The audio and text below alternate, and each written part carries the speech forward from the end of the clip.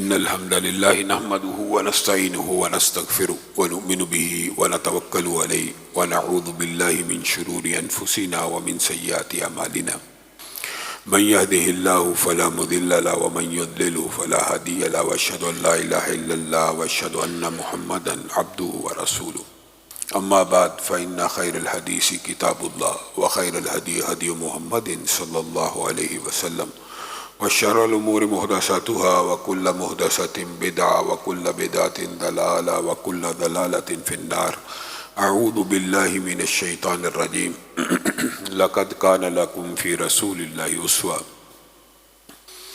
تمام قسم کی تعریفات اور حمد و ثنا اللہ مالک الملک کے لیے ہیں جو تمام کائنات کے خالق مالک اور رازق ہیں، جو اپنے بندوں پر بے شمار انعامات کرنے والے ہیں، جو ہمیشہ سے ہیں اور ہمیشہ ہی رہیں گے، نہ جن کی ذات میں کوئی شریک ہے نہ جن کی صفات میں کوئی شریک ہے۔ حمد و ثنا کے بعد لاکھوں کروڑوں درود و سلام ہو اس ہستی اقدس و مقدس پر کہ جن کا نام نامی اور اسم گرامی حضرت محمد رسول اللہ صلی اللہ علیہ وآلہ وسلم ہے، جنہیں تمام کائنات کا ہادی، رہنما، مقتدی، پیشوا، رہبر، امام بنا کر بھیجا گیا، اور جن کے قلب اطہر پر اللہ رب العزت نے اپنی آخری کتاب حمید کو نازل فرمایا۔ حمد و ثنا اور درود و سلام کے بعد لاکھوں رحمتیں ہوں آپ کے صحابہ پر، تابعین پر، تبع تابعین پر، واعظین، مبلغین، محدثین، مفسرین، مصنفین، علماء، دعات، خطباء پر کہ جن کی وجہ سے اسلام ٹھیک اور مکمل حالت میں ہم تک پہنچا۔ معزز صابرین گرامی قدر، پے در پہ سفر اور مستقل نقل و حرکت کی وجہ سے طبیعت کچھ ناساز ہے، اس لیے بیٹھ کے آپ کے سامنے چند گزارشات کو رکھوں گا۔ خطبہ جمعہ کا مسنون طریقہ کھڑے ہو کر پڑھانا۔ آپ سب ساتھیوں سے التماس ہے کہ دعا کریں اللہ کہنے والے اور سب سننے والوں کو صحت کاملہ اللہ نصیب فرمائے۔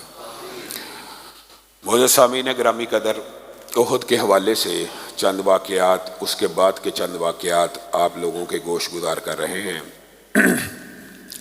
ہم نے رجی کے واقعے کے اوپر گزشتہ خطبے میں چند گزارشات کو رکھا تھا کہ عاصم بن ثابت نے یہ اجتہاد کیا کہ میں گرفتاری نہیں دوں گا، امان میں نہیں آؤں گا، اگرچہ امان میں آ سکتے تھے، میں لڑتا لڑتا شہید ہو جاؤں گا۔ شہید ہونے سے قبل انہوں نے ایک دعا کی، اللہ تعالیٰ میری میت کو، میرے جسم کو ان لوگوں سے محفوظ رکھنا۔ سلافہ بنت سعد ان کا خامن اور اس کے 4 بیٹے، آپ کے علم میں ہوگا کہ ان کو مسلمانوں نے بدر کے میدان میں قتل کیا تھا، اور یہ عورت اس نے 100 اونٹ کا اعلان کیا ہوا تھا کہ جو عاصم بن ثابت کی میت کو یا اس کے سر کو لے کے آئے گا تو میں ان کے سر کے اندر شراب بھر کے پیوں گی۔ تو یہ بات بھی معروف تھی عرب کے ہاں۔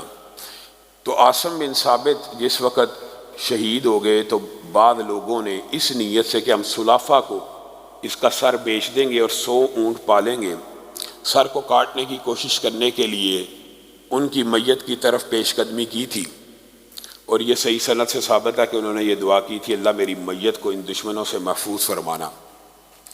پھر ایسا ہوا کہ جیسے وہ میت کے قریب آتے تھے تو شہد کی مکھیوں کا ایک غول ان کے اوپر حملہ آور ہو جاتا، وہ پیچھے ہٹتے مکھیاں چلی جاتی، وہ آگے آتے پھر مکھیاں حملہ کر دیتی۔ گویا انہوں نے سمجھ لیا کہ یہ مکھیاں اللہ تعالیٰ نے مبعوث کی ہیں اس میت کی حفاظت کرنے کے لیے۔ خیر وہ انتظار کرتے رہے کہ شام ہوگی، مکھیوں کا غصہ ٹل جائے گا، شاید گرمی کی یا موسم کی شدت کی وجہ سے یا کسی وجہ سے مکھیاں ہمارے اوپر حملہ آور ہو رہی ہیں۔ شام ہو گئی، مکھیاں اس میت کی حفاظت کرتی رہیں، اور پھر شام کے وقت اللہ رب العزت نے پانی کا ایک ریلا بھیجا جو ان کی میت کو لے کے چلا گیا۔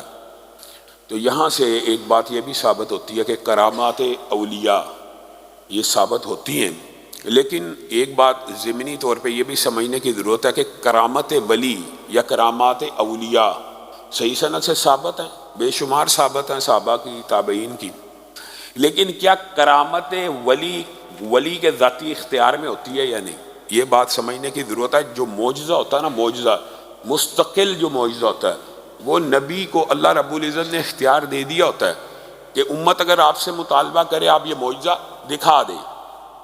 معجزہ بھی ذاتی طور پہ نبی کا کسبی نہیں ہوتا، اللہ تعالیٰ کی عطا ہوتا ہے، اور اللہ تعالیٰ نے ان کو اس کے اوپر اختیار دیا ہوتا ہے معجزے کے اوپر، اور انبیاء ویسے بھی معجزے کی دعا کرتے ہیں، اور اسی طرح اولیاء بھی کرتے ہیں۔ ولی کرامت کی دعا کر سکتا ہے، لیکن ولی ہر وقت اگر کوئی مطالبہ کرے جی اگر آپ ولی کرامت دکھاؤ، تو ولی کرامت کے اوپر قدرت اور اختیار نہیں رکھتا کہ دکھا سکے، یہ اللہ کی مرضی سے ہوتا ہے۔ اسی طرح کا واقعہ حضرت خبیب کے باب میں بھی ملتا ہے، جن کا واقعہ آپ کے سامنے گزشتہ خطبے میں رکھا تھا کہ ابو سفیان نے اور ان کو شہید کرنے سے پہلے پوچھا اگر تجھے آزاد کر دیتے ہیں تو اتنا کہہ دے رسول اللہ صلی اللہ علیہ وسلم کاش میری جگہ پہ، اور ان کو سولی لٹکا دیا جائے۔ کہا میں یہ کیسے کہہ دوں، میں تو یہ چاہتا ہوں کہ رسول اللہ اپنے گھر میں اور ان کو کانٹا تک نہ چبھے، تم کہتے ہو میں یہ کہہ دوں۔ یہ واقعہ گزشتہ خطبے میں آپ کے سامنے رکھا تھا، لیکن اس واقعے کے اندر ایک جزوی بات تھی کہ جس وقت ان کو شہید کیا جانے لگا، جو عربی کا ایک مشہور قصیدہ بھی ہے ان کا حضرت خبیب بن عدی کا، اور اس کے اندر سے ایک شعر زبان زد عام ہے کہ لست ابالی حین اقتل مسلما علی ای جنب کان للہ مسرعی، مجھے اس بات کی کوئی پرواہ نہیں اگر میں مسلمان ہوں تو میرے ٹکڑے ٹکڑے بھی کر دیے جائیں، جو بھی ٹکڑا گرے گا جس سائیڈ پہ بھی گرے گا مسلمان ہی گرے گا، مجھے کیا پرواہ، میں مسلمان ہوں۔ اور یہ نہیں کہ سنت ہے کہ سولی پہ یا تختہ دار پہ لٹکنے سے پہلے سب سے پہلے یہ شخص ہیں کہ جنہوں نے 2 رکعتوں کو ادا کیا تھا، اور 2 رکعتیں بھی تیزی سے پڑھی کہ کہیں کافر یہ نہ سمجھ لیں کہ موت کے خوف کی وجہ سے، اور یہی ہیں وہ جنہوں نے اس بچی کو بھی پھر بطور اپنے دفاع کے، بطور اس کو یرغمالی کے پیش نہیں کیا، بلکہ اس بچی کو بھی کچھ نہ کہا، حالانکہ اس وقت یرغمال بنا سکتے تھے۔ اسی طرح جو دوسرے صحابی بچ گئے تھے زید بن دسنہ، ان کے ساتھ بھی یہی معاملہ پیش آیا۔ ابو سفیان نے ان کو بھی یہ کہا تھا تو کہہ دے کہ میری جگہ رسول اللہ صلی اللہ علیہ وسلم، انہوں نے کہا یہ نہیں ہو سکتا کہ میں یہ کہوں کہ رسول اللہ کو وہ تکلیف آئے جو مجھے آئے، میں تو چاہتا ہوں رسول اللہ کو کانٹا بھی نہ چبھے۔ تو یہاں سے ایک بات ثابت ہوتی ہے کہ صحابہ کے دلوں میں رسول اللہ صلی اللہ علیہ وسلم کی محبت معجزن تھی، اس طرح بھری ہوئی تھی کہ وہ اپنی ذات کو تو تکلیف دے سکتے تھے، رسول اللہ کی ذات کو کوئی تکلیف نہیں تھے دینا چاہتے۔ اور یہ حدیث کے الفاظ بھی ہیں کہ 3 ایسی خصلتیں ہیں جو کسی بندہ مومن میں پیدا ہو جائیں تو اس کو ایمان کی جو حلاوت ہے، ویسے تو ایمان کی لذت اور حلاوت کا اصل لطف قیامت کے دن جنت میں انسان نے چکھنا ہے کہ یہ جو ایمان تھا، یہ جو اللہ کی وجہ سے گناہ چھوڑے ہوئے تھے، اللہ کی وجہ سے نمازیں پڑھتے تھے، آج الحمدللہ بیٹھے ہوئے ہیں جمعہ پڑھنے آئے، کس کے لیے؟ صرف اللہ کے لیے۔ یہ ایمان تو ہے، لیکن اس کی جو مٹھاس ہے اور اس کی جو حلاوت ہے، اس کا اصل ذائقہ مسلمانوں نے قیامت کے دن ہی چکھنا ہے۔ لیکن 3 خصوصیات ایسی ہیں کہ اگر وہ کسی بندہ مومن میں بدرجہ عتم آ جائیں، یعنی وہ انتہا پہ پہنچ جائیں، تو اس دنیا میں بھی وہ ایمان کی مٹھاس چکھتا رہتا ہے، ایمان کا ذائقہ چکھتا رہتا ہے، اس کو اطمینان قلب، اس کی مٹھاس، اس کی حلاوت نصیب ہوتی رہتی ہے۔ اس میں سے ایک صفت یہ ہے کہ جس کو اللہ اور رسول اللہ صلی اللہ علیہ وسلم ہر چیز سے بڑھ کے محبوب ہو جائیں، ہر چیز سے مراد اپنی اولاد سے بھی آگے، اپنے والدین سے بھی آگے، اپنے مال سے بھی آگے، اپنے مفادات سے بھی آگے، اپنی غرض و غایت سے بھی آگے۔ جس وقت بندے کے اندر یہ خوبی پیدا ہو جائے کہ اللہ اور اس کے رسول، ہاں اللہ سے بھی محبت کی جاتی ہے۔ بعض لوگ یہ سمجھتے ہیں کہ اللہ سے صرف ڈرا ہی جاتا ہے، نہیں، اللہ سے محبت ہو سکتی ہے، اور بندے بے شک اللہ رب العزت کا ادب و احترام، اس کے خوف کی آپ سے تقاضا کرتا ہے، لیکن اس کا مطلب یہ نہیں کہ اللہ کی محبت نہیں ہو سکتی۔ لوگ نبی سے تو بہرحال الحمدللہ ہمارے معاشرے میں محبت کا کنسیپٹ پایا جاتا ہے کسی حد تک، لیکن اللہ سے محبت کا کنسیپٹ نہیں پایا جاتا۔ اللہ سے بھی محبت ہوتی ہے، یہ اللہ ہی کی محبت ہے کہ جس کی وجہ سے انسان دوڑ دوڑ کے بار بار مسجدوں کی طرف 5 وقت میں آتا ہے۔ کس کی محبت ہے؟ اللہ کی محبت۔ اور اللہ سے اور رسول اللہ صلی اللہ علیہ وسلم سے جب یہ محبت ہر چیز سے آگے نکل جاتی ہے تو وہ بندہ اس دنیا میں بھی مٹھاس چکھتا ہے۔ اور 3 جو صفات ہیں اس میں سے دوسری صفت بھی ہمیں سمجھ لینی چاہیے، وہ بھی موضوع سے کسی حد تک مطابقت رکھتی ہے، وہ یہ ہے کہ انسان اللہ اور رسول اللہ کی وجہ سے کسی سے محبت کرے۔ یہ بھی اس سے ملتی جلتی بات ہے۔ میرا آپ سے تعلق، میرا آپ سے رشتہ داری، میرا آپ کا کنبہ قبیلہ ہو سکتا فرق ہو، آپ کا آپس میں کنبہ قبیلہ فرق ہو، لیکن 2 بندے آپس میں اگر صرف اس لیے محبت کرتے ہیں یار یہ بندہ نمازی ہے میں اس سے محبت کرتا ہوں، دوسرا بندہ کہتا ہے یہ میرا فجر کا ساتھی ہے میں اس سے محبت کرتا ہوں، آپس میں محبت ہو رہی ہے کس کی وجہ سے؟ اللہ کی وجہ سے، دین کی وجہ سے، ایمان کی وجہ سے، عقیدے کی وجہ سے، ایک دوسرے کی نیکیوں کی وجہ سے، ایک دوسرے کے ساتھ تعاون، نیکیوں کے تعاون کی وجہ سے محبت پیدا ہو جاتی ہے۔ اور یہ بدیہی اور یقینی امر ہے کہ اللہ کے لیے محبت پیدا ہو جاتی ہے ایک دوسرے کے ساتھ، تو وہ بھی بندہ اپنی زندگی میں ایمان کا لطف اور ایمان کی مٹھاس چکھ لیتا ہے۔ اس سے آگے کا جو واقعہ ہے یہ تو واقعہ رجی ہے، اس واقعے سے بھی یہ بات ثابت ہوتی ہے کہ رسول اللہ صلی اللہ علیہ وسلم کلی طور پہ علم غیب کے بارے میں مطلع نہیں تھے، اور آگے جو واقعہ آ رہا ہے اس کے اندر سے بھی یہ بات ثابت ہوتی ہے۔ بعض لوگوں نے علم غیب کا مسئلہ بڑا عجیب سا بنایا ہوا ہے۔ علم غیب رسول اللہ اور انبیاء کو کلی طور پہ تھا، ہرگز بات یہ درست نہیں ہے۔ ہاں اللہ چاہے تو قیامت کا کوئی مستقبل کا کوئی واقعہ اپنے نبی کے اوپر ظاہر کر دے۔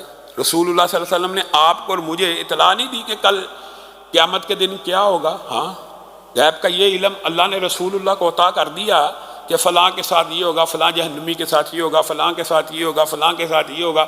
اللہ تعالیٰ چاہے جتنی مرضی اطلاع دے دے، اور چاہے تو اپنے جوتے پہ لگی ہوئی گندگی کی بھی اطلاع اللہ وحی کے ذریعے دینا چاہے تو دے دے، ویسے رسول اللہ کے علم میں نہ ہو۔ یہ بڑی عام فہم بات ہے۔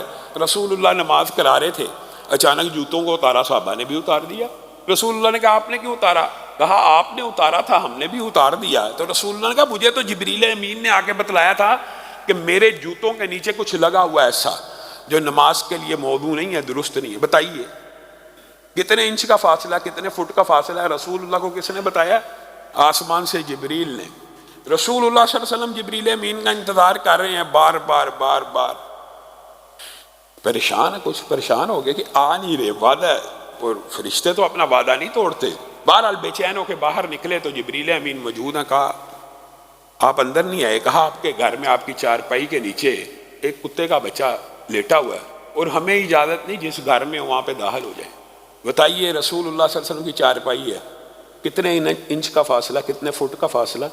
رسول اللہ صلی اللہ علیہ وسلم کے علم میں یہ بات نہ آئی۔ جب اللہ نہ چاہے تو نہیں آئی، اور جب اگر لو کنت عالم الغیب لاستکثرت من الخیر، اللہ کے رسول قرآن پاک میں یہ بات اللہ نے رسول اللہ کو حکم دیا کہہ دو، اگر مجھے غیب کا علم ہوتا تو میری زندگی میں کبھی کوئی تکلیف ہی نہ آتی، دندان مبارک شہید ہی نہ ہوتے، رسول اللہ صلی اللہ علیہ وسلم کو کوئی نقصان ہی نہ پہنچتا، رسول اللہ صلی اللہ علیہ وسلم کو طائف میں جو اذیتیں دی گئیں نہ پہنچتی، رسول اللہ کو قریش مکہ نے جو تکلیفیں دی نہ پہنچتی۔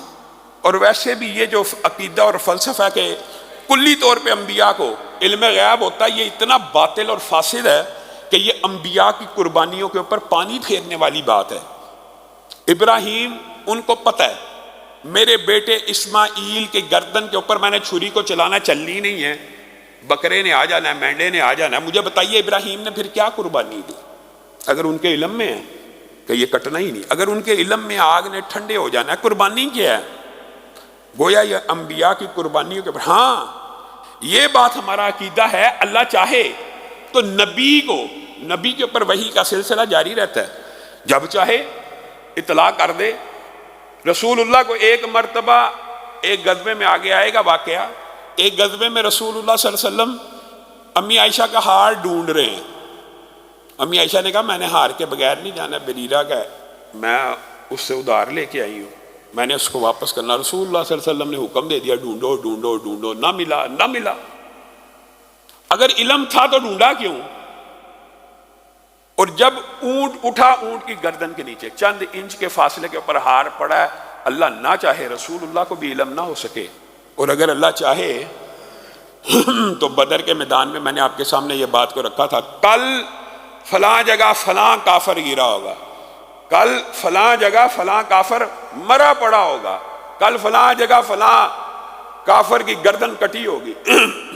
اور حضرت عمر کہتے ہیں اللہ کی قسم جس جگہ کی رسول اللہ نے نشاندہی کی تھی اس جگہ پہ وہ کافر گرا پڑا تھا ایک دن پہلے۔ اللہ چاہے وحی کے ذریعے نبی کو جو مرضی بتلا دے، لیکن آپ نے یہ عقیدہ کیسے گاڑ لیا کہ کلی طور پہ، اور پھر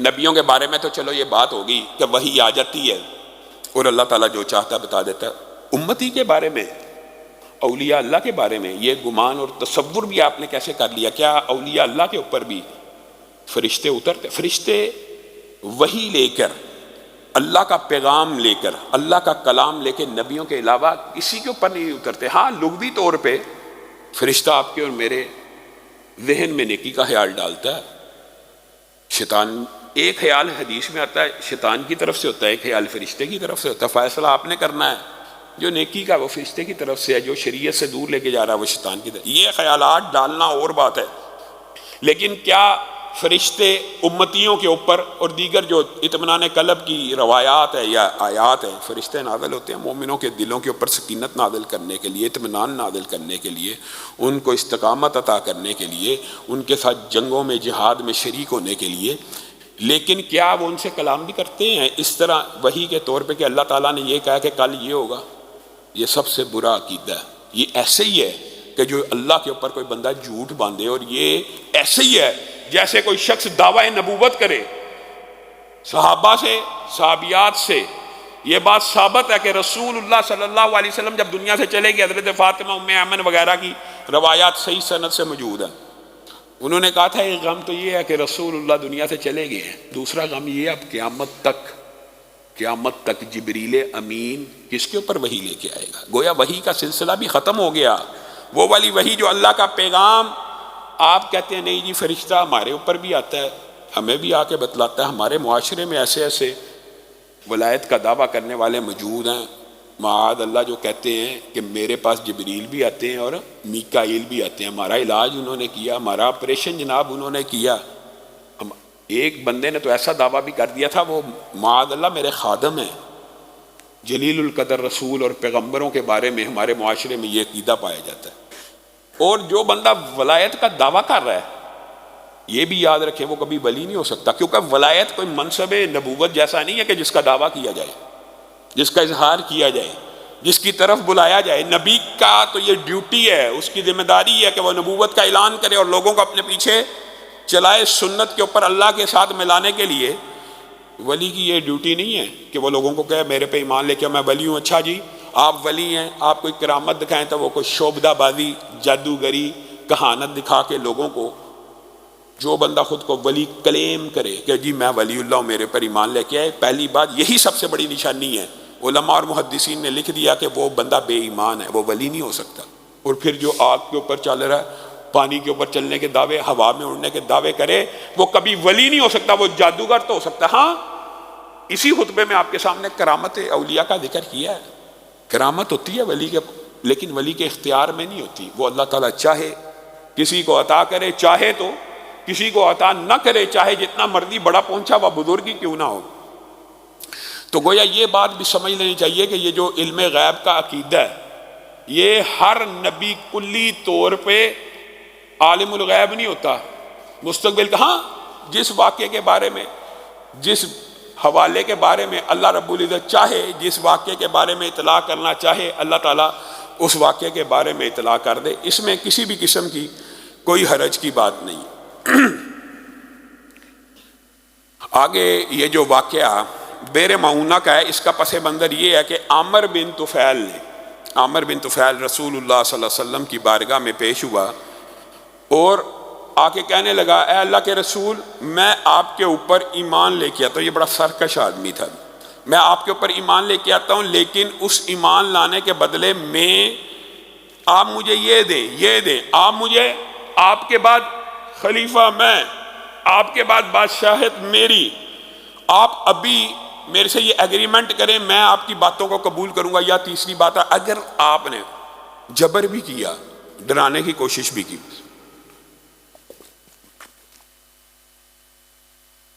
اگر آپ نے میری یہ بات نہ مانی تو میں 1000 جنگجوؤں کو لے کے آپ کے اوپر چڑھائی کر دوں گا۔ احد کے بعد آپ کو بتایا تھا کہ مختلف قبائل نے یہ سوچا کہ ان کی طاقت جو ہے کمزور ہو رہی ہے تو ہم ان کے اوپر حملہ آور ہوتے ہیں، تو رسول اللہ صلی اللہ علیہ وسلم نے حکمت عملی کے ساتھ ان کو مختلف آپ کے سامنے باتیں رکھی تھی کہ دستے روانہ کیے. اسی صورتحال سے فائدہ اٹھانے کے لیے یہ عامر بن طفیل رسول اللہ کی بارگاہ میں آ کے شاید اس ٹائم رسول اللہ کو قوت اور طاقت کی ضرورت ہے، احد میں شکست ہو چکی ہے یا احد میں بہت سے صحابہ شہید ہو گئے ہیں، تو میں جا کے اس ٹائم بارگیننگ کرتا ہوں. تو رسول اللہ صلی اللہ علیہ وسلم مسکرانا شروع ہو گئے. نبوت کا یہ مقام نہیں ہوتا کہ کسی سے اس طرح کی بارگیننگ کر لی جائے کہ میرے بعد تو خلیفہ ہوگا. یہ تو ایمانیات کا مسئلہ ہوتا ہے کہ خلافت اللہ رب العزت نے کس کو دینی ہے، اور اس کے جو شرائط ہیں وہ بھی قرآن پاک میں موجود ہیں کہ صاحب علم ہو، صاحب تقوی ہو. اس وقت یہ ہمارے ہاں جو معاشرے میں چلا ہوا ہے، جس کو مردی وزیر اعظم بنا دیا جائے، وزیر اعظم یا ریاست کا یا تخت رسول کے وارث کی ایک شرط یہ بھی ہے کہ وہ عالم بھی ہو، اس کے پاس علم دین بھی ہو. یہ بات تو ہر ضمنی طور پہ ہے. تو رسول اللہ صلی اللہ علیہ وسلم نے اس کو انکار کر دیا، وہ چلا گیا. لیکن اس نے اپنے دل میں یہ بات رکھ لی اور رسول اللہ صلی اللہ علیہ وسلم کے خلاف شدید جنگ کرنے کا ارادہ رکھتا. اس کا چچا رسول اللہ کے پاس آیا، اس کا نام ابو برا، بعض روایات میں مختلف نام، مالک، ابو برا مالک کے حوالے سے یہ بات ملتی ہے کہ وہ رسول اللہ کے پاس آیا اور اس کا چچا ہی تھا، اور آ کے اللہ کے رسول کو کہنے لگا مختلف باتیں. تو رسول اللہ نے اس کو بھی اسلام کی دعوت دی. تو اس نے اسلام کے خلاف کوئی بات تو نہ کی، نہ اسلام کی فیور میں کوئی بات کی. لیکن ابو برا کہنے لگا کہ اے اللہ کے رسول، اگر آپ میرے ساتھ چند علماء، چند قراء، چند حفاظ اگر بھیج دیں تو وہ نجد میں جا کے دعوت دین دیں گے تو آپ کا دین پھیل جائے گا. تو رسول اللہ صلی اللہ علیہ وسلم نے کہا مجھے اس بات کا خطرہ ہے کہ کہیں عامر بن طفیل اور اس کے قبیلے اور ارد گرد کے لوگ ان کو شہید نہ کر دیں. تو برا نے کہا میں اس کا چچا ہوں، میں ان کو امان دیتا ہوں، میں ساتھ لے کے جاتا ہوں. اب مجھے بتائیے، یہاں پہ بھی رسول اللہ صلی اللہ علیہ وسلم خطرے کا اظہار کر رہے ہیں اور اس چچا کے کہنے کے اوپر 70 حفاظ بھیج رہے ہیں. اگر رسول اللہ صلی اللہ علیہ وسلم کو علم ہوتا کہ ان کے ساتھ بدعہدی ہونی ہے، بھیجتے؟ کوئی بندہ اپنے ساتھی اس طرح شہید کرواتا ہے؟ لے گیا. برا نے، بعض روایات میں یہ بات ملتی ہے کہ ابو برا جو ہے وہ بنیادی طور پہ حقیقت میں ان کو امان دینا چاہتا تھا، لیکن چونکہ سردار اور اس وقت قبیلے کی کمان عامر بن طفیل کے ہاتھ میں تھی، تو وہ جیسے ہی اس کے علاقے میں پہنچے اس نے بنو عامر کو آواز دی ان کو تحقیق کیا جائے. تو ابو برا نے روکا، ہرگز نہیں، یہ میری امان میں ہے. تو اس نے پھر بنو سلیم کو آواز دی، انہوں نے اس کی آواز پہ لبیک کہا اور ان صحابہ کو تحقیق کرنا شروع کر دیا. صحابہ شہید ہوتے گئے، نہتے تھے 100 سے زائد ظالموں نے ان صحابہ کو. اور یہ امت کے لیے ایک بہت بڑا سانحہ بھی تھا. یہ کون لوگ تھے؟ اصحاب صفا کے، قرآن کے قاری، پورے قرآن یاد ہیں، رسول اللہ کی سینکڑوں ہزاروں حدیثوں کے حافظ ہیں، اور رسول اللہ صلی اللہ علیہ وسلم نے ان کو بھیجا ہے تبلیغ دین کے لیے. اور ان کے ساتھ یہ معاملہ ہوا، یہ بیچارے نہتے نال. ہمیشہ اسلام میں یہ دو گروہ پیرلل موجود رہے، یہ بھی بات یاد ہے، ایک محدثین کا، ایک مجاہدین کا. محدثین جہاد بھی کرتے رہے ہیں، لیکن بالعموم جو محدثین یا دین کے طلبہ ہوتے ہیں وہ جنگ و جدل کے ماہر نہیں ہوتے. جہاد کرتے ہیں لیکن وہ مہارت نہیں ہوتی جو مجاہد میں ہوتی ہے. تو یہ بیچارے بری طرح مقابلہ کرنے کی کوشش بھی کرتے رہے لیکن کسی کو نقصان نہ پہنچا سکے. ہتھیار بھی نہیں تھے، نہتے تھے. ان 70 کو بے دریغ انہوں نے، بنو سلیم نے جب قتل کرنا شروع کیا تو ان میں سے ایک جو صحابی ہیں حرام بن ملحان، ان کو جب شہید کیا گیا، جبار نے اپنا نیزہ، جبار بن سلمہ نے اپنا نیزہ ان کی پشت میں مارا. تو جب نیزہ پشت میں داخل ہوا، دل کو پھاڑتا ہوا آگے سے نکل گیا، تو انہوں نے ایک جملہ کہا اور یہاں سے اس جملے کی ابتدا ہوئی مسلمانوں میں. جیسے میں نے آپ کو بتایا 2 رکعت کی ابتدا خبیب بن عدی سے ہوئی، اور اس جملے کی ابتدا یہاں سے بھی. جب ان کے سینے سے وہ نیزہ پار ہوا تو کہنے لگے فزت ورب الکعبہ. اب بتائیے آزمائش اور تکلیف اور درد کا اس سے بڑا میدان کیا ہو کہ بندہ شہید ہو رہا ہے اور بندہ مر رہا ہے. شہادت جو سمجھتے ہیں ان کے لیے تو یہ بات الگ ہے، لیکن ان کے لیے، کفار کے لیے، کہ ایک بندہ مر رہا ہے اور مرتے ہوئے کہہ رہا فزت ورب الکعبہ، اللہ کی قسم، رب کعبہ کی قسم، میں کامیاب ہو گیا. تو جبار بن سلمہ کانپ اٹھا، یہ کیا جملہ ہے؟ پھر پوچھنے لگا یہ اس نے مرنے سے پہلے کیا کہا؟ اس نے کہا کہ میں اللہ کی بارگاہ میں پیش ہو رہا ہوں، میں کامیاب ہو گیا۔ تو جبار بن سلمہ اسی ایک جملے کی وجہ سے اسلام کو قبول کر لیتے ہیں، اسی ایک جملے، خود شہید کی ہے اور خود ان کے سامنے ایک صحابی نے یہ جملہ کہا، خود اس جملے سے متاثر ہو کے بعد میں اسلام قبول کیا۔ یہاں پہ محدثین نے اس واقعے کے نیچے ہر بڑی لمبی چوڑی صراحت کی ہے، جو کئی مرتبہ آپ کے سامنے رکھ دیتا ہے ایک روین کے طور پہ، کہ شہید جو ہوتا ہے نا، حقیقت میں جب وہ شہید ہو رہا ہوتا ہے اس کو اتنی درد بھی نہیں ہوتی، حدیث کے الفاظ ہے، جتنی چونٹی کے کاٹنے کی آپ کو اور مجھے درد ہوتی، اتنی درد بھی نہیں ہوتی۔ پھر اس کے جو فضائل اور مناقب ہیں کہ خون کا قطرہ نہیں گرتا، اللہ گناہ بھی معاف کرتا ہے، خون کا قطرہ نہیں گرتا، اللہ جنت کا ٹھکانہ اسی دنیا میں دکھا دیتا ہے، یہ شہید کے لیے اعزاز ہے۔ خون کا قطرہ نہیں گرتا، اللہ تعالیٰ عذاب قبر سے محفوظ کرنے کا اعلان کر دیتے ہیں۔ خون کا قطرہ نہیں گرتا، اللہ تعالیٰ اپنی بارگاہ میں پیش کرنے کا فرشتوں کو اعلان کر دیتے ہیں کہ ڈائریکٹ اس کو لے آؤ، کوئی عذاب قبر نہیں، کوئی وہ جو معاملات دنیا کے اندر دیگر عام امتیوں کا جو برزخ کا معاملہ ہے وہ اور ہے، شہید کی برزخ کا معاملہ اور ہے۔ شہید کو اللہ تعالیٰ نے اسپیشل یہ ایک پروٹوکول دیا کہ اس کو مردہ بھی نہیں کہنا، حقیقت میں ہے بھی نہیں، اس لیے ہے عالم برزخ میں، زندگی شہید کی بھی عالم برزخ ہی کی ہے۔ شہید کا مطلب یہ ہے کہ زندہ ہے، لیکن اس کا یہ مطلب ہرگز نہیں ہے کہ وہ زندہ ہے تو اس کی جو بیوی ہے وہ بیوہ ہی نہیں ہوئی، یا وہ آگے شادی نہیں کر سکتی، یا اس کی وراثت تقسیم نہیں ہونی۔ بعض لوگوں نے عجیب و غریب فلسفہ میں، جی شہید زندہ ہیں جی، جمعرات کے دن اپنے گھروں میں آتے ہیں جی، جو اولیاء اللہ ہیں، جو مومن ہیں، یہ جی جمعراتوں کو اپنے گھروں میں آتے ہیں۔ یہ کیسا فلسفہ؟ یہ یعنی ان روایات سے یہ اخذ کر لینا، اگلی باتیں اپنی طرف سے، جمعرات کی جمعرات آتے ہیں جی، جمعرات کو ہمیں یہ کچھ نہ کچھ پکانا چاہیے۔ بیچارہ شہید اپنے گھر آ رہا ہے، یا ولی یا مومن، بیوی نے دوسری شادی کر لی ہوئی ہے، اجازت ہے شریعت کی طرف سے، شہید کی بیوہ کو شادی کی اجازت ہے کہ نہیں؟ اولیاء اللہ کی بیوہ کو بھی اجازت ہے۔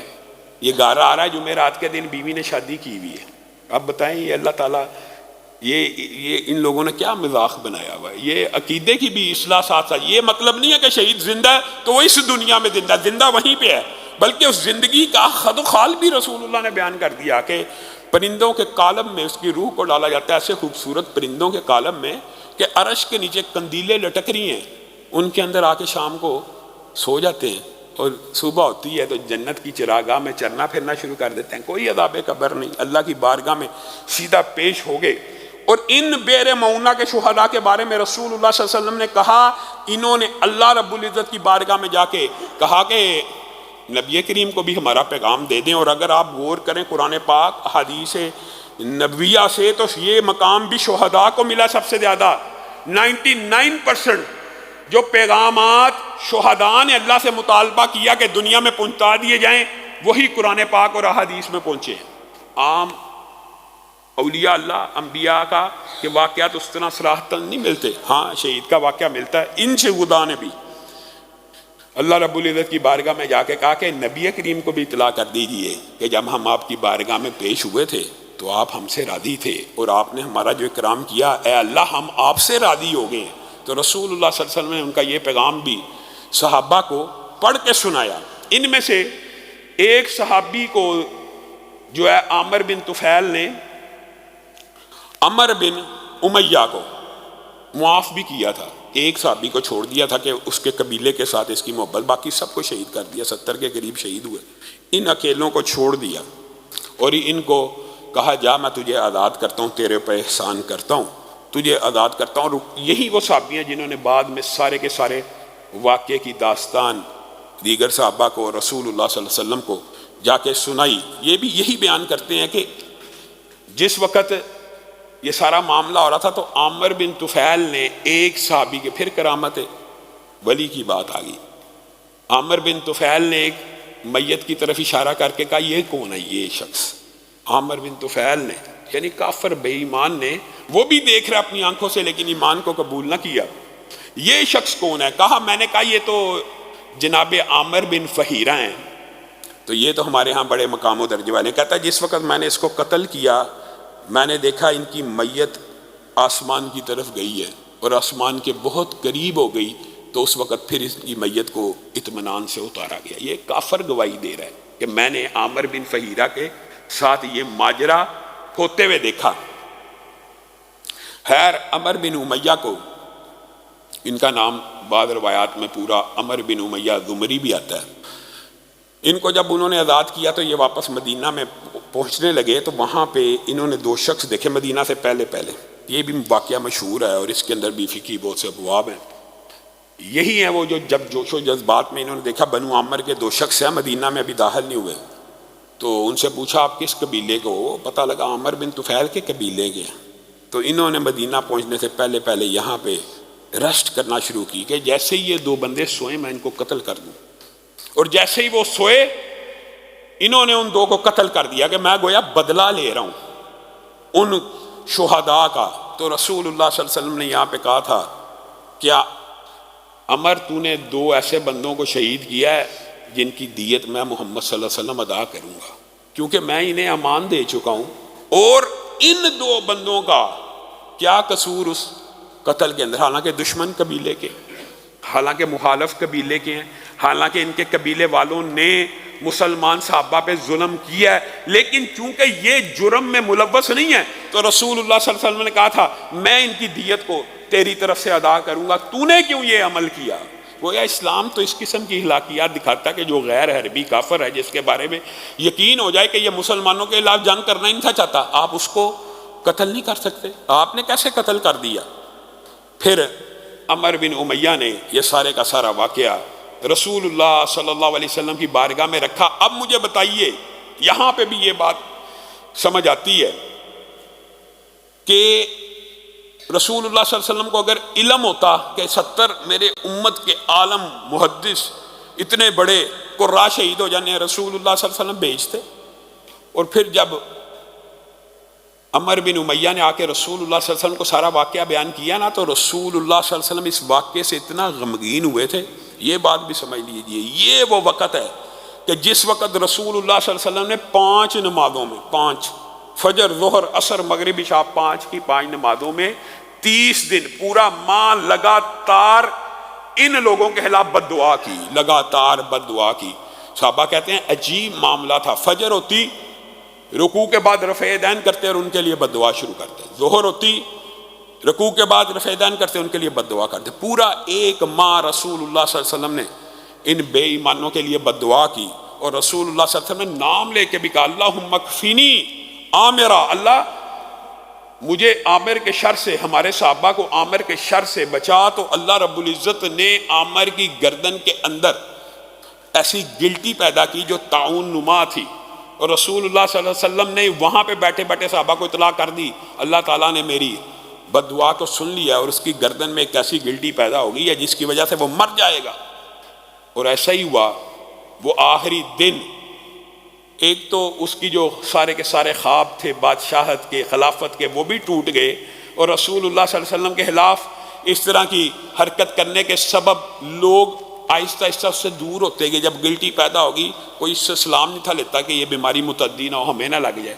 خیر ایک عورت نے اس کو ایک گھر میں پناہ دی، جب وہ بالکل تنگ آ گیا تو اپنے اوپر خود ہی بد دعائیں اور لعنتیں بھیجنے لگا اور کہا مجھے گھوڑا دے دو، گھوڑے کے اوپر سوار ہوا، گر کے مر گیا۔ یہ رسول اللہ صلی اللہ علیہ وسلم کی دشمنی کا انجام اس نے اپنی زندگی میں بھی بھگت لیا۔ اللہ رب العزت جو کہا گیا ہے، جو سنا گیا ہے، اس کو سمجھنے کی توفیق عنایت فرمائے۔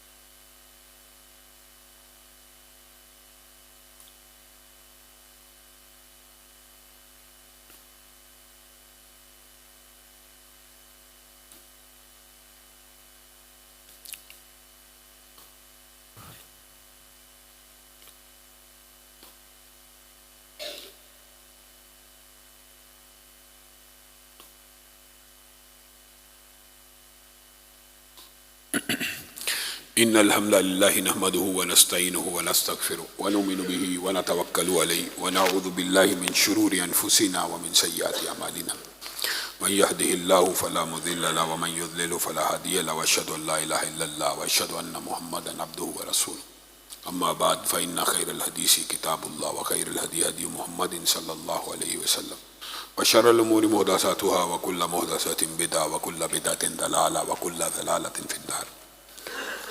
معزز سامعین گرامی قدر، ملک کے حالات آپ لوگوں کے سامنے ہیں۔ آٹے کے حصول کے لیے جو بنیادی ضرورت کی چیز ہے، لمبی لمبی قطاریں آپ اپنی آنکھوں سے دیکھ رہے ہیں، اور ان قطاروں کے اندر جو مناظر پیش آ رہے ہیں وہ بھی بڑے المناک، جو بھی لفظ کہا جائے اس سے بھی زیادہ المناک ہیں کہ آٹے کی قطار میں لگا بندہ، روٹی کی بھوک میں پڑا بندہ قطار میں لگا ہوا ہے اور لوگوں کے قدموں کے نیچے آ کے مر گیا، روٹی نہ ملی مر گیا۔ وہ عورتیں جن کے بالوں کو آسمان کے سورج نے کبھی نہیں دیکھا، حجاب اور نقاب اور پردے اور برقعے کے عالم میں مردوں کے درمیان گھسی ہوئی ہیں آٹا لینے کے لیے۔ یہ ملک کے جو سنگین حالات ہیں، مجھے بتائیے اس کا ذمہ دار کون ہے؟ ہم نے کیا یہ ساری کی ساری ذمہ داری حکمرانوں کے اوپر ڈالنی ہے؟ میں اور آپ بھی اسی معاشرے اور سوسائٹی کا حصہ ہیں، آپ اور میں بھی اس المناک واقعے کے ذمہ دار ہیں، چاہے آپ مانیں یا نہ مانیں۔ آپ کے ووٹوں سے یہ لوگ منتخب ہوئے ہیں، آپ کے ووٹوں سے ہوئے، یہاں تو آپ انکار کر دیجئے ہمارے ووٹوں سے نہیں ہوئے۔ اور پھر حکمرانوں کا جو طرز عمل ہے وہ بڑا قبیح ہے، بڑا عجیب ہے۔ ایک الزام لگاتا ہے دوسرے پہ، پنجاب کی ذمہ داری نہیں جی، یہ وفاق کی ذمہ داری ہے۔ وہ کہتا ہے یہ ہمیں 37 کلومیٹر کا حاکم کہتے ہیں، یہ پنجاب کی ذمہ داری ہے۔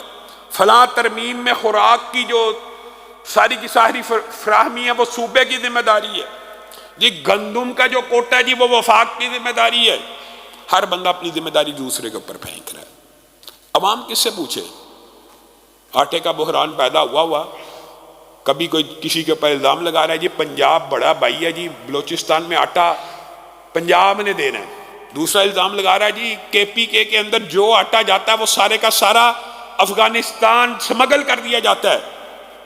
تیسرا کچھ اور الزام، ایک دوسرے کے گریبانوں کو پکڑا ہوا عوام کو بے وقوف بنانے کے لیے، اور عوام کو اتنا تنگ کر دیا ہے، عوام کا سارا سسٹم مہنگائی کو اتنا بڑھا دیا ہے۔ میں آپ کو ایک بات بتاؤں، کئی مرتبہ جو احتجاجی تحریکیں ہوتی ہیں وہ اس لیے بھی فیل ہوتی ہیں۔ احتجاج کیسے کرنا ہے؟ احتجاج کے لیے بھی عوام نہیں نکلنا نا۔ عوام کو اگر میں اور آپ کال دیں نکلو احتجاج کے لیے تو وہ کہتے ہیں جناب اگر ایک دن ہم آپ کے ساتھ احتجاج میں رہے تو کل کے دن تو ہمارے گھر میں فاقہ ہو جائے گا۔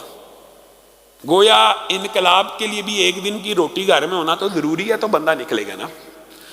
انہوں نے سسٹم ایسا بنا دیا کہ روٹی، بھوک، مہنگائی، افلاس، غربت ایسی شرائط کر دیا کہ بندہ احتجاج بھی نہ کر سکے۔ اور یہ اس ساری صورتحال کا ذمہ دار جی آپ سمجھتے ہیں صرف شہباز شریف، پرویز الہی، عمران خان ہے؟ ہرگز نہیں، آپ بھی ذمہ دار ہیں۔ آپ نے ساری زندگی سیکولر لوگوں کو ووٹ دیا ہے۔ آپ نے پاکستان، ہمارے آباء و اجداد نے، سب کو پتہ ہے، کتنی عام فہم بات ہے، سب کو پتہ ہے پاکستان کا مطلب کیا؟ لا الہ الا۔ پاکستان کیوں بنا تھا؟ اسلام کے نام پہ۔ پاکستان کیوں بنا تھا؟ جی اسلامی نظام کی ایک ریاست ہونی چاہیے۔ پاکستان کیا پل، ڈیم، یونیورسٹیاں بنانے کے لیے بنا تھا؟ ہاں یہ بنانی چاہیے، سڑکیں بنانے کے لیے بنا تھا، بنانی چاہیے، لیکن بنا اس لیے نہیں تھا۔ آپ نے اپنے بنیاد سے غداری کی ہے۔ آپ نے جس وجہ سے یہ وطن حاصل کیا، اللہ سے وعدہ کیا اسلام کی عملداری ہوگی، اللہ تعالیٰ نے زمین کا ٹکڑا دیا، پھر وہاں پہ حدود اللہ کو نافذ کرنے کی بجائے حدود اللہ سے نفرت ہے۔ عجب بات ہے کہ قتل کے بدلے میں قتل کی سزا آپ نے دینی ہے، لیکن اس کو شرعی سزا کر کے نہیں دینا تاکہ مغرب ناراض نہ ہو جائے۔ قتل کا بدلہ، قتل پھانسی ہوتی ہے نا پاکستان میں، قتل کے بدلے میں۔ اے بے وقوفو، اگر اس قتل کے بدلے میں جو پھانسی دے رہے ہو اس کو شرعی سزا یا حدود اللہ کا لفظ کہہ کے نافذ کر دو، تو حدیث میں آتا ہے ایک حد اللہ کی زمین پہ قائم نہیں ہوتی، زمین سے و آسمان سے برکتیں نازل ہونا شروع ہو جاتی ہیں۔ اب بتائیے حقیقت میں یہ جو خلیج کی ریاستیں ہیں، یہ لوگ ہمارے سے زیادہ ذہین ہیں یا ان کے پاس زیادہ انٹلیکچول لیول ہے؟ حقیقت ہے کم ہے۔ آپ عام بندوں سے مل لیں، کم ہے، لیکن وہاں پہ انہوں نے اسلام کے ایک جز حدود اللہ کو نافذ کیا ہے۔ زمین سونا اگل رہی ہے، پٹرول دے رہی ہے، کوئی محنت کرنے کی ضرورت نہیں، آسمان سے برکتیں نازل ہو رہی ہیں، معیشتیں مستحکم ہیں۔ آپ یہاں پہ پاکستان کے اندر اسلام کے نام پہ ریاست لے کے بے ایمانی، کفر، الحاد، سیکولرزم، کیپٹلزم، سوشلزم، کمیونزم، ہر نظام کی جزیات کو اپنا چکے ہیں، کبھی بھی کوئی تبدیلی نہیں آئی۔ تبدیلی آنے کا وہی ایک نسخہ ہے، وہی دیرینہ بیماری، وہی نامو کمی دل کی، علاج اس کا یہی آب نشاط انگیز ایسا کی۔ جب تک اس کی طرف نہیں بڑھیں گے، اور ابتدا کر دو۔ ہم کوئی پاکستان کے خلاف ہے، ہم کوئی حکومتوں کے خلاف ہیں، ہرگز نہیں۔ ہم تو حکومتوں کے معاون و مددگار ہیں، مشورہ دے رہے ہیں کہ اگر حکومت نہ صحیح، آپ دین کے طلبہ کو اسلامی نظام معیشت کے حوالے سے انگیج کیجئے اور پاکستان کے اندر ابتدا کر دیجئے۔ ایک تو حدود اللہ، آپ نے جرائم کی سزا دینی ہے، ان کا نام حدود اللہ رکھ دیجئے بس۔ اور دوسرا، اسلامی نظام معیشت دین کے طلبہ سے سمجھ لیجئے، حکومت نہ دیں لیکن عوام کو بھی تو سمجھ آنی چاہیے۔ اللہ کی قسم، یہ دین اسلام ایک ایسا فارمولہ اور کلیہ ہے، جب بھی معاشرے کے اوپر اس کا کوئی سسٹم، کوئی جز، کوئی نظام لاگو ہوگا، بدلے میں رزلٹ سیم ہوگا۔ ہمیشہ 1400 سال پہلے جو رزلٹ نکلا معیشت کی ترقی کا، آج بھی یہ نظام آئے گا، معیشت ترقی کرے گی۔ جزیات نافذ ہیں تو معیشت ترقی کاری، اگر کل نافذ ہو جائے شرم آتی ہے کہتے ہیں۔ کبھی ہم کہا کرتے تھے 2 ٹکے، آج 1 ٹکا 2-3 روپے کا ہو چکا ہے۔ ہم کبھی تانے دیا کرتے تھے، وہ بنگلہ دیش وہ ہم سے آگے نکل چکا۔ آپ دیکھ لیں افغانستان آپ کے سامنے، نئی حکومت آئی ہے، آپ لکھ لیں یہ پیشین گوئی، 10 سال نہیں گزریں گے، آپ دیکھ لینا ان کی معیشت کیسے ترقی کر چکی ہوگی۔ آپ نے کبھی بھی اس چیز کے اوپر غور نہیں کیا۔ آپ لوگوں نے بھی، آپ نے ووٹ پھر عمران خان کو دینا ہے، آپ نے ووٹ پھر نواز شریف ہی کو دینا ہے، تو پھر یہ رونا، یہ وویلا کرنا، یہ وعدے اٹھانا، یہ منافقت کے علاوہ کچھ نہیں ہے۔ یہاں تو آپ ایک مرتبہ اسلامی نظام کو موقع دیجئے، تخت رسول کے اوپر بھی انبیاء کے ورثاء کو ایک مرتبہ بٹھا کے دیکھ لیجئے، اللہ کی قسم تبدیلی نہ آئی، ہمیں پکڑ لینا۔ یہ ہو نہیں سکتا، یہ ممکن نہیں ہے، یہ ممکن ہی نہیں ہے کہ اسلام کا نظام آئے اور تبدیلی نہ آئے۔ آخر میں 1-2 اعلانات کرنا چاہتا ہوں۔ ایک تو ہمارے بھائی ہیں، ان کا نکاح ہے، رضوان شہباز صاحب، انہوں نے دعا کی اپیل کی ہے، اللہ تعالیٰ ان کے نکاح میں خیر و برکتوں کا نزول فرمائے۔ ایک قاری امجد صاحب کے عزیز ہیں، بیمار ہیں، اللہ تعالیٰ ان کو بھی شفائے کاملہ عاجلہ دے۔ اور آخر میں ہمارے بڑے قریبی دوست، ہمارے ساتھی، ہمارے رفیق یاسر صاحب، ان کی والدہ کا گزشتہ دنوں انتقال ہو گیا۔ کیونکہ جنازہ اسلام آباد میں تھا تو ہماری مسجد کے جو نمازی اور ساتھی ہیں اس جنازے میں بہت کم شریک ہو سکے، تو اس کے لیے ہم نے یہ اہتمام کیا کہ انشاءاللہ آج جمعے کے بعد ان کا غائبانہ نماز جنازہ ہوگا، تو جو ساتھی اس جنازے میں شریک نہیں ہو سکے یہاں پہ شریک ہو جائیں گے اور یاسر بھائی سے تعزیت کریں گے۔ اسی طرح ہمارے ساتھی اجاز صاحب ہیں، ان کی والدہ کا بھی انتقال ہوا، ان کا نماز جنازہ اسی مرکز میں ہوا، لیکن جو ساتھی ان کے جنازے میں بھی شریک نہ ہو سکے، انشاءاللہ غائبانہ نماز جنازہ جمعے کی نماز کے فوراً بعد ادا کیا جائے گا، تو سب ساتھی اس غائبانہ نماز جنازہ میں بھی شریک ہوں۔ سبحان ربک رب العزت عما یصفون وسلام علی المرسلین۔